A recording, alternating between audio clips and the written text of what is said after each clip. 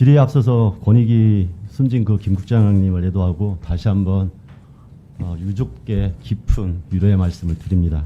그래서 이런 관련된 질의를 하는 것도 굉장히 가슴 아픈데요. 그래도 진실규명을 위해서 질문을 드리겠습니다. 권익위의 젊고 유능하고 강직한 국장님이 스스로 목숨을 끊는 일입니다.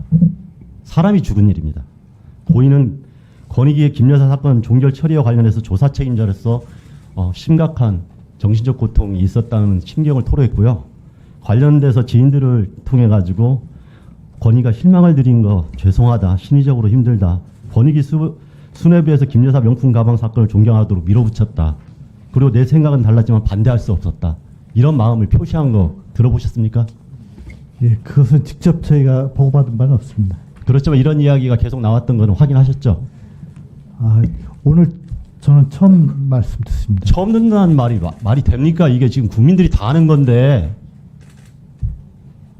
그런 식으로 너물쩍 넘어가려고 하지 마십시오. 저 카톡 그럼 저 나눈 메시지도 처음 보셨겠네요? 예, 처음 봅니다. 저 내용을 보십시오. 최근 저희가 실망을 드린 것 같아서 송구한 마음입니다. 심리적으로 마음이 힘드네요. 그러면서 그 지인은 조금만 참으시라고 했어요.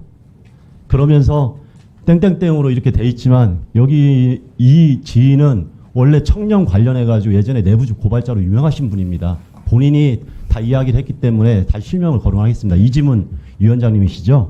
그러면서 이 겪었던 것보다 쉽다고 생각하면 유안을 찾고 있습니다. 이런 식의 지금 대화가 오갔습니다.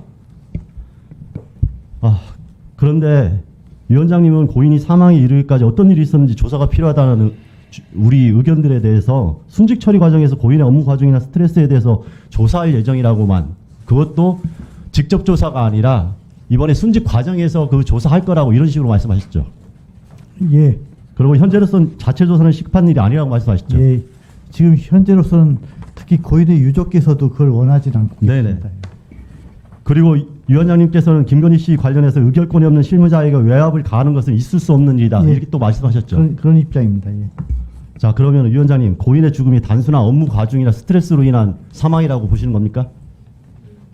이 메시지를 보시면은 이 이유가 어디에서 연유했다는 거하고 상식 있는 분들은 다 추측이 가능한 거 아닙니까? 이것이 지금 오늘 위원장님이 다른 의원들의 질문에 따라 가지고 악성 민원이나 이런 걸로 해서 고통을 받은 흔적이라고 보시는 거예요? 오늘 제가 심적인 고통의 이유가 뭔지 다 나와 있지 않습니까? 거기에 대해서도 직원들로부터 들은 바가 있는데 현재는 고인과 유족들의 그 입장을 생각해서 제가 말씀을 자, 일단 넘어가겠습니다. 그럼 이 고인에 관련해 가지고 의결권이 없는 실무자에게 외압을 가하는 일이 있을 수 없다, 이렇게 말도 안 되는 논리를 들이댔는데요.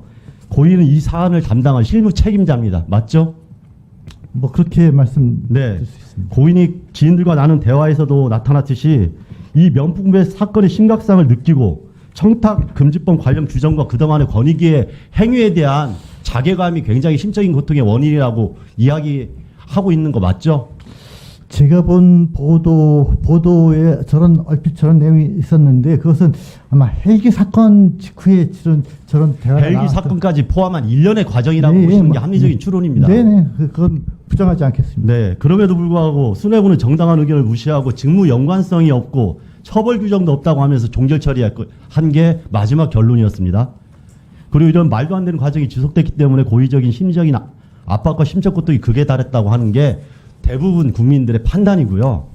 이것이 상식적인 판단이라고 저희들이 주장을 하는 겁니다. 그런데 이런 관련된 내용에 대해서 사실조사나 진실규명이 필요 없다는 게 지금 위원장님 말씀인데 이게 타당하다고 다시 주장하시는 겁니까? 지금 현 시점에서를 말씀드리는 것이고 지금 순직 처리라든가 그 관계 부처의 조사가 끝나면 네, 순직 처리 과정에서 지금 조사가 진행될 거라 이렇게 지금 말씀하신 거죠? 예. 그래, 한 번 더 들어가 보겠습니다. 유족분 몇 번이나 만났습니까? 저는 장례 치르는 과정에서 몇 번 뵙고요. 그리고 그 후에 지금 운영지원과장님이 계속해서 만나서 그분들의 필요한 사항 같은 것을 했습니다. 그 유족의 요청 사항은 크게 진상규명과 명예회복 그리고 순직 인정을 통한 가족의 돌봄이었죠. 그렇습니다. 네. 그런데 지금 순직 인정 과정에 대해서 이야기하면서 진상규명과 명예훼손 관련한 조사는 직접적으로 하고 있지 않다는 얘기잖아요. 예. 지금 시점에서 제가 그걸 물어보겠습니다. 실제로 공무원 재보상법에서 순직 인정 근거가 어떻게 되시는지 아십니까? 제가 말씀드릴게요. 순직을 인정하기 위해서는 직무와 사망 간에 상당한 인과관계가 있어야 된다고 보고 있습니다. 예. 그런데 지금 위원장님이나 권익위에서 이야기하는 단순한 업무 스트레스나 업무 과중은 인과관계에서 굉장히 멀어진 이야기예요. 여기에서 상당한 인과관계라고 하면은 고인의 호소처럼 정승윤 부위원장을 비롯한 국민권익위원회 수뇌부의 압력과 강요, 직업적 양심을 버리게 만든 종결 처리, 그리고 이어진 직장 내 인사이동 등 부당행위, 이런 것들이 사망과 연관이 있어야 순직 처리가 되는 겁니다. 아닙니까? 의원님 말씀 맞는 부분도 있고 맞는 부분도 있다고 하는 게 아니라 대체적으로 이렇게 순직 인정이 어려운 거예요. 그러려면 진상규명이 반드시 필요한 거고요. 그런데 지금 그 권익위 이 관련해서 진상규명 관련해 가지고 순직 처리 과정에서 책임자가 누구입니까? 정승윤 부위원장이죠. 짧게 말씀드릴게요. 가해에 의혹이 있는 사람들이 그 실무 책임을 지고 있는 거예요. 이게 말이 된다고 생각하십니까? 그렇기 때문에 제3의 오히려 이것은 사건을 본질을 회피하거나 오히려 덮거나 다른 식으로 유족이처 어려움을 이용해서 순직 처리를 하기 위해서 나머지를 덜어내기 위한 방식으로 국민들이 의심할 수밖에 없는 거 아닙니까? 그 의원님 말씀에는 전적으로는 제가 동의하기 어렵고요. 오히려 순직 처리 과정에서 제3 부처 그러면 제대로 된 진상규명을 같이 이루어야죠. 조금만 더 말씀드리겠습니다. 제3의 관계 부처에서 객관적으로 이렇게 조사하는 게 오히려 그러면 맞다고 최소한 생각합니다. 의혹이 있는 사람, 혐의가 짙은 사람은 빠져야죠. 그게 상식 아닙니까?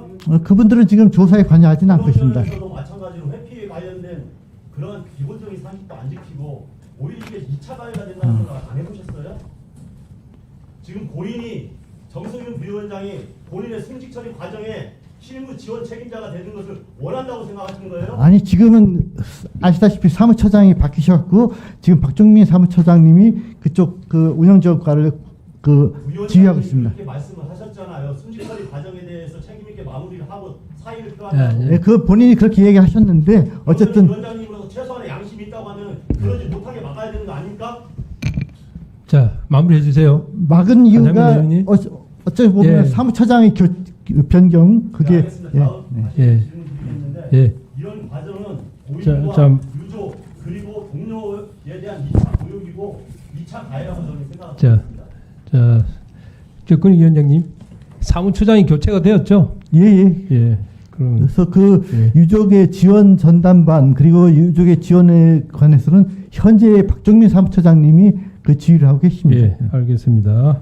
자, 이어서 존경하는 유동수 의원님 질의해 주시기 바랍니다.